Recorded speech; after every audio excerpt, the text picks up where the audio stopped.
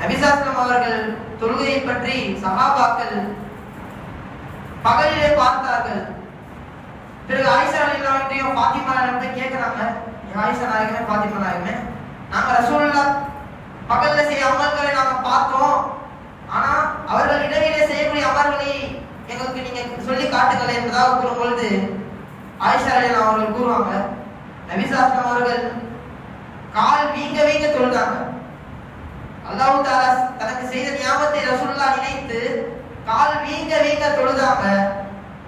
அவர்களுடைய அந்த நிலையை பார்த்து ஆயிஷா ரலியல்லாஹு கேட்டாங்களா, யா ரசூலுல்லாஹ், அல்லாஹ் தான் உங்களுடைய முன் பாவத்தை மன்னிச்சிட்டான், உங்களுடைய பின்னால் உள்ள பாவத்தை மன்னிச்சிட்டான், அப்ப ஏன் நீங்க இவ்வளவு தொழுகிறீங்கன்னு கேட்கும் பொழுது, அஃபலா அகூன அபதன் ஷக்கூரா, நான் என்னுடைய ரப்புக்கு நன்றி செலுத்தக்கூடிய அடியானாக இருக்க வேண்டாமா என்பதாக கேட்டார்கள்.